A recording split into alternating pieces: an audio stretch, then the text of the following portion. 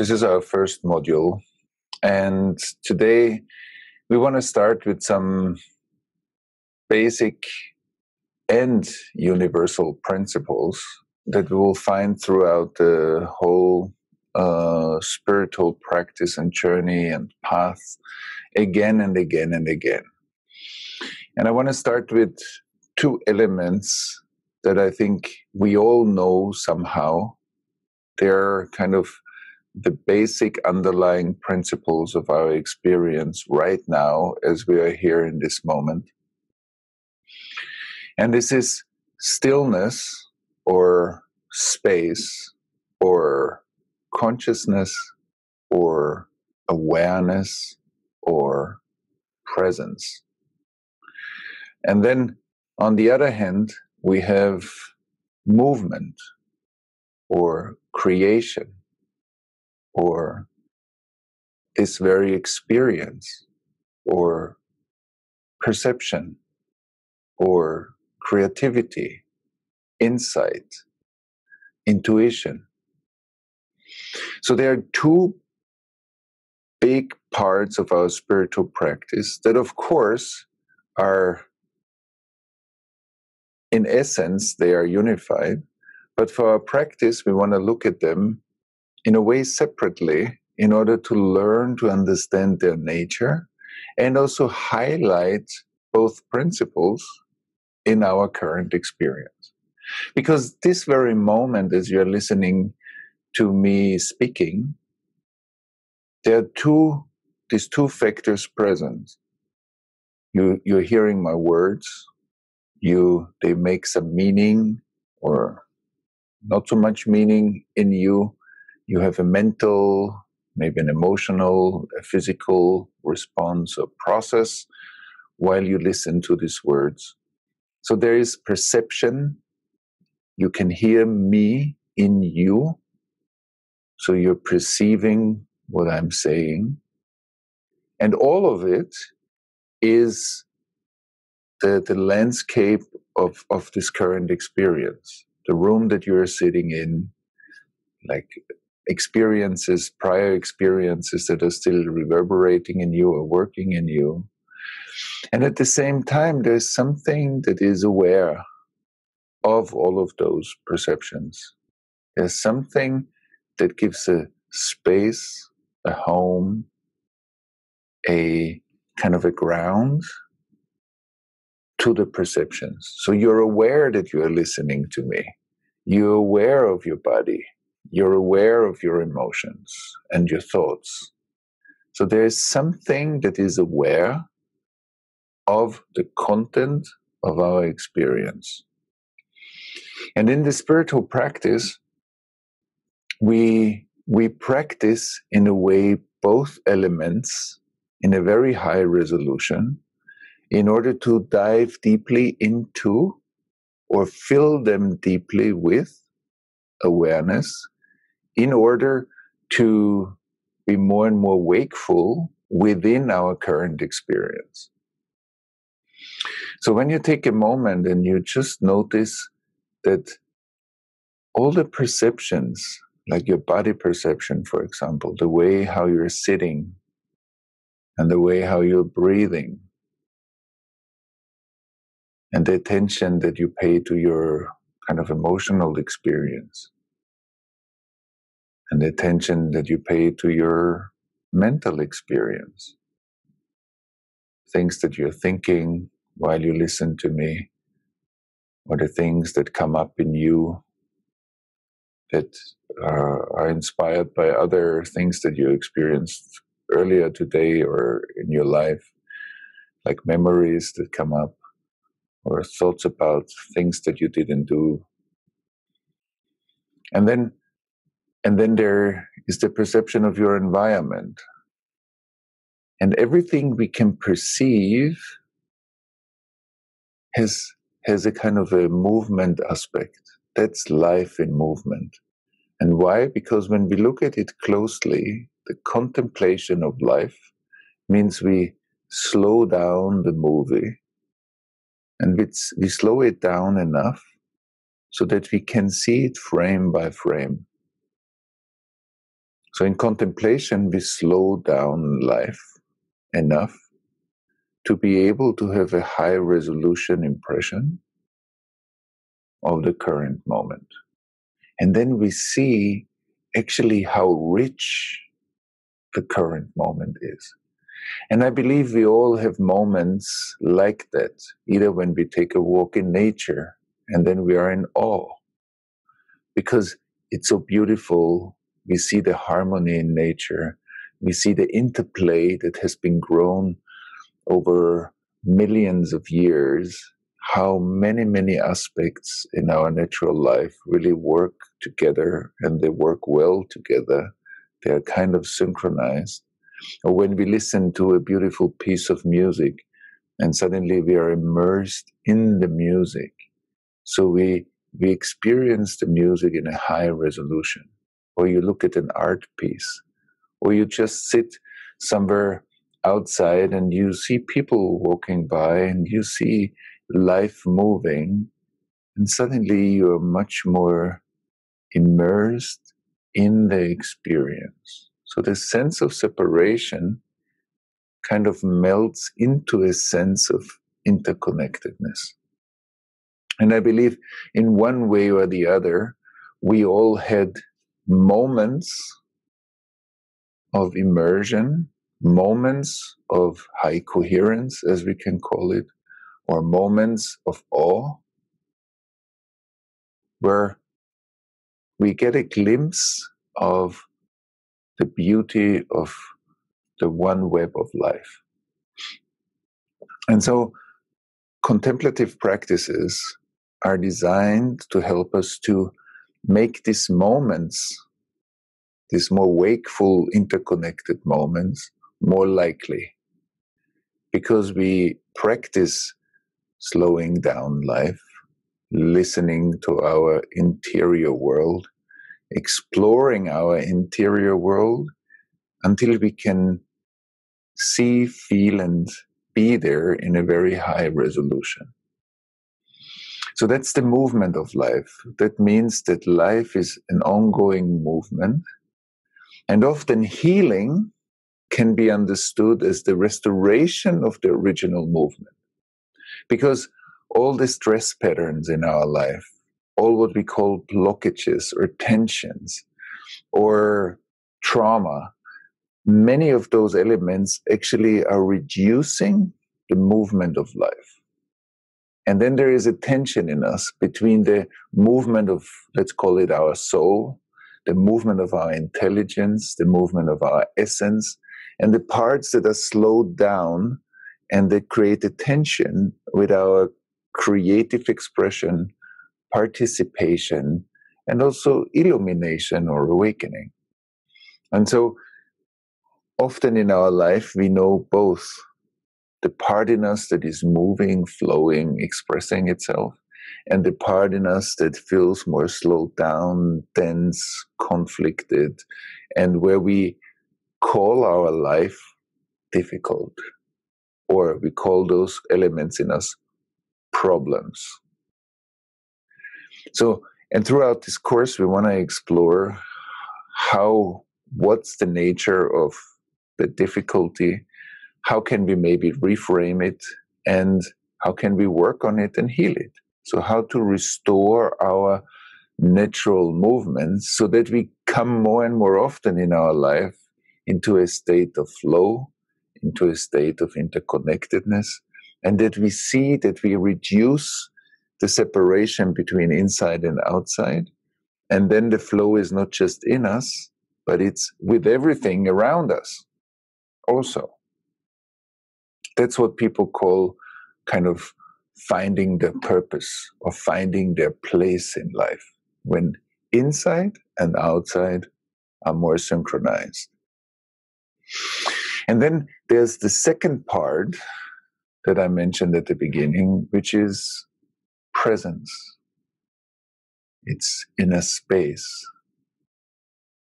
It's inner stillness. It's the being aspect of life. When we come into life, when we are born, We are born with the right to be in life. Every one of us, once we are born, we are part of the divine creation, and we have the first right is the right to be. And from the right to be develops the right to become. Our striving, our development, our creativity, the becoming part of our life. And at the same time, out of being is belonging. That's the horizontal part of life. Belonging. We are all happy when we are in nourishing, good, and connected relations. When the core relations in our life are kind of in a flow, are honest and connected, caring and clear. All of this is a big asset in our life. All of this is a big support in our life. So we are being born into the right to be in life. Children have the right to be children, to be a child, and to grow up synchronized with their age. And then the older kids become, the more autonomous they become, the more functions they take over by themselves in life, the more independent they become. But if they become independent too early, or if they are not being nourished enough or well attached, so then children start to do more and sacrifice the right to be. So we start to become mediators because our parents are quarreling a lot. We become the supporters. We become the managers of our family system. We take on a role. And so we exchange the right to be by the right to do. So doing and fulfilling a role gives us our place in the economy of love. Like that's how we get our share of love and attention. And so one exploration in our life is to find out, okay, what kind of role, if at all, did I take on very early as a child in order to balance something in my family system? Could I grow up as a child and simply be protected, be nourished, be supported, be felt and experienced as the one who we are? Or did we step out of that middle line, the middle line that goes through our spine? Did we step out and started to do, which becomes an effort if it's too early? And we will come back to this in a later module, like what's the economy of love and the being, becoming, and belonging aspect. But for now, the right to be is to have space. And space means contemplative space. Space that means that I have enough space and time in my life to reflect upon my life. That I have space for meditation practice, for contemplative practice.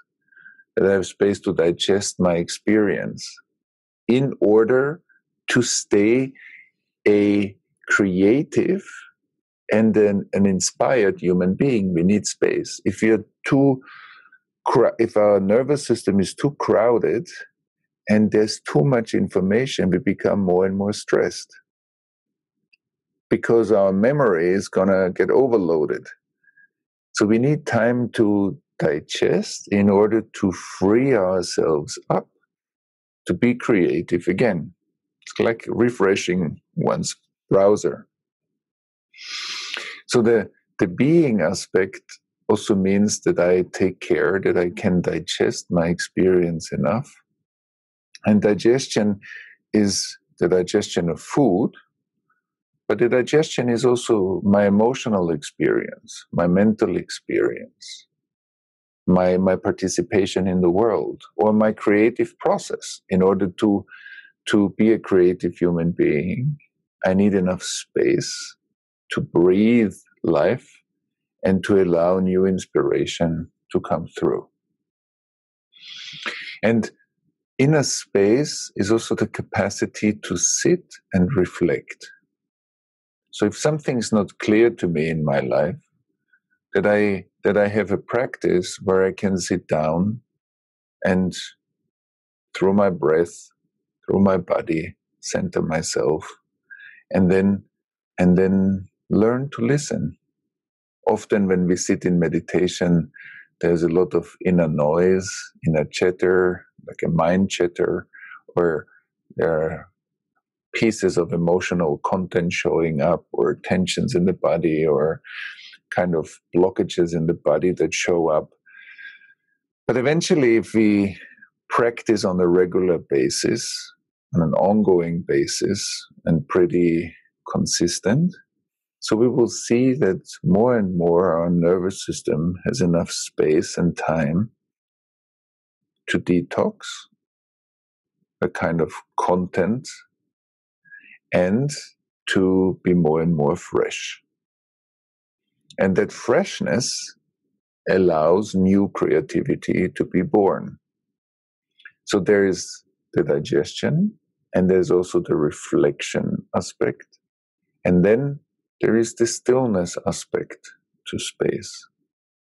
That the longer I meditate, and maybe for some people that happens very early, for others it takes a bit longer, that I can have more and more moments of inner stillness and peace, where I can just rest.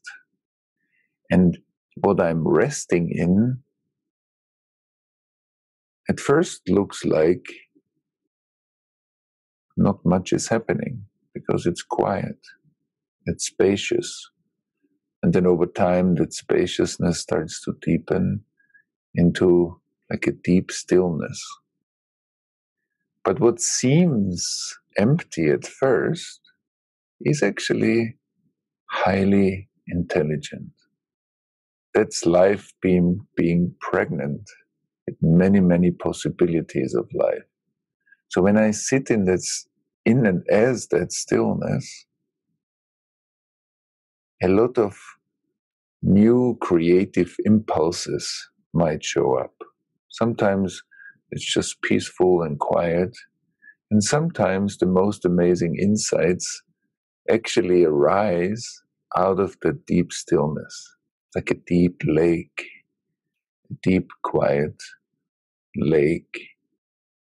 And usually when we have deep meditations like that, it's like as if our soul emerges again and is refreshed.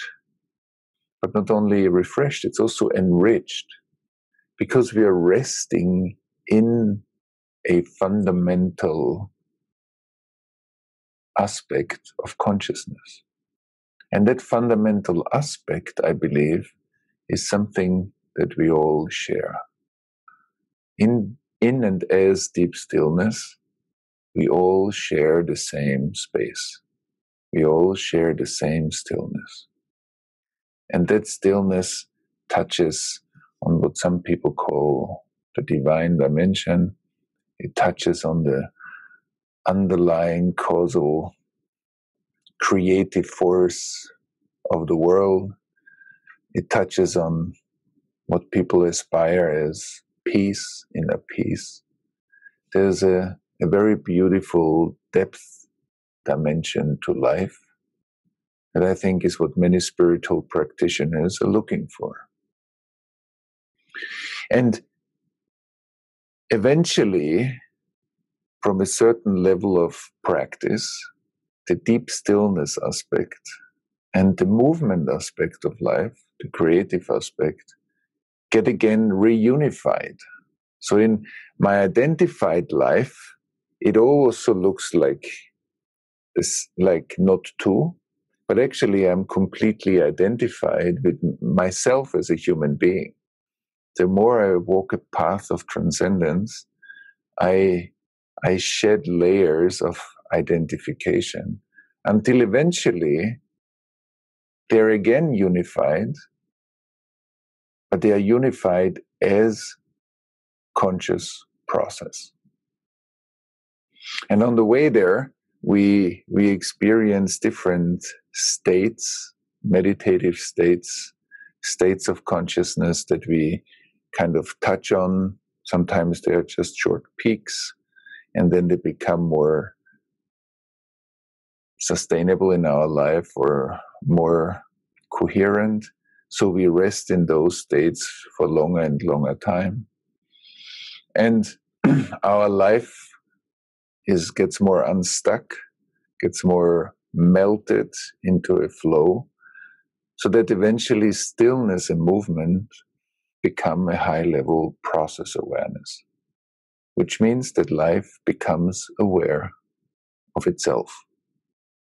Life becomes aware of itself through us. And that means that that stillness and movement coexist, moment to moment to moment to moment to moment. And that we don't need anymore that many breaks to come back to our center, to come back to inner stillness and peace, but that it more and more happens as life is happening. And I believe we framed right now like the two major principles that fill basically thousands and thousands of books about spiritual practice. And of course, we could talk for hours about each of them. But for us, it's important because we will see that throughout our journey on this course, we will touch again and again onto these two principles because they are very important for the understanding of trauma.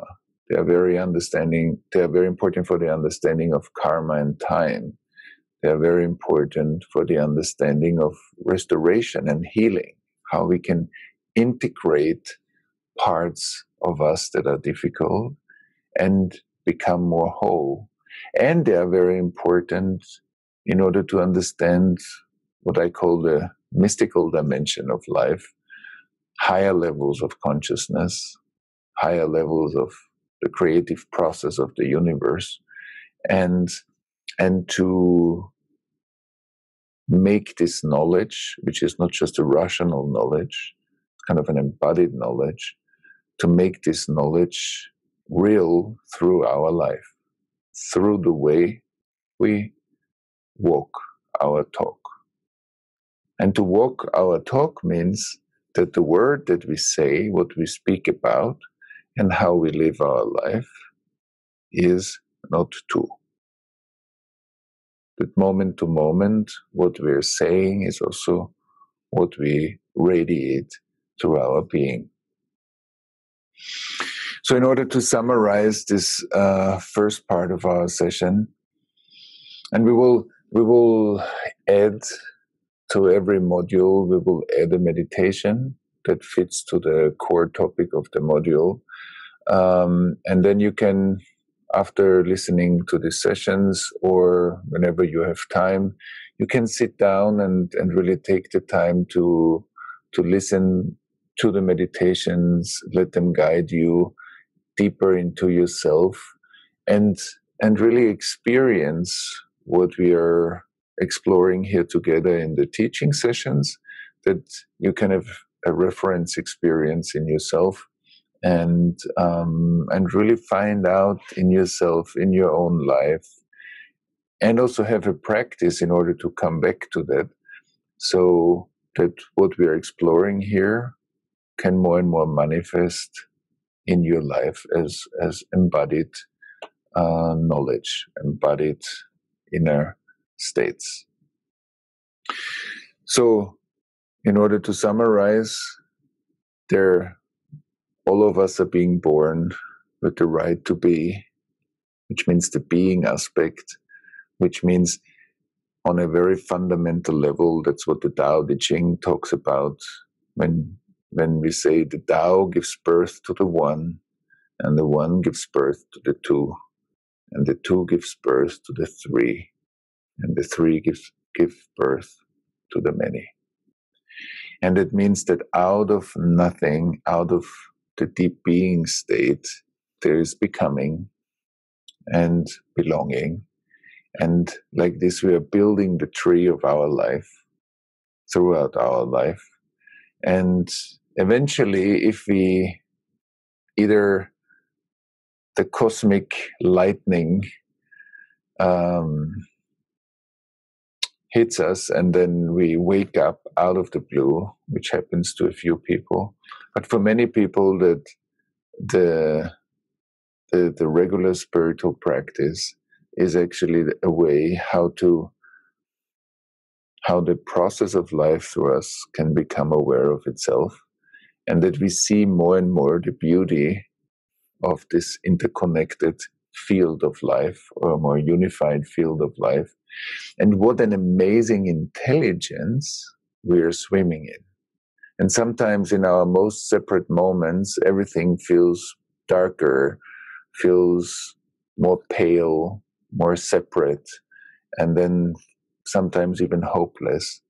But even in those moments, that underlying fundamental intelligence is always here.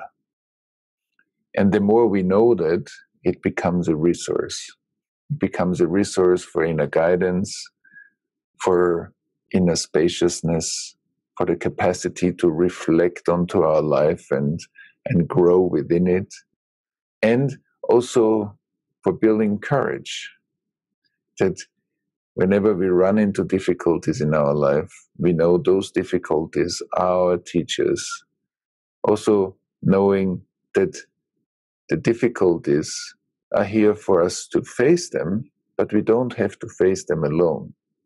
We are embedded in an amazing collective intelligence, relational networks, where there are resources for us to harvest in order to meet those challenges. Nobody needs to do it alone. We are here together. And so the amazing resource in our life that comes out of the deep well of consciousness, and the amazing resource in our life that is a relational intelligence that surrounds us, and that when we feel very separate, when we reach out and we bring this collective intelligence through friends, partners, whatever, teachers, mentors, therapists, people that we know into our life, so that we kind of consciously bridge that separation and invite the collective intelligence to be with us in solving difficulties. And that's the ripening or the growing of the tree of wisdom within all of us.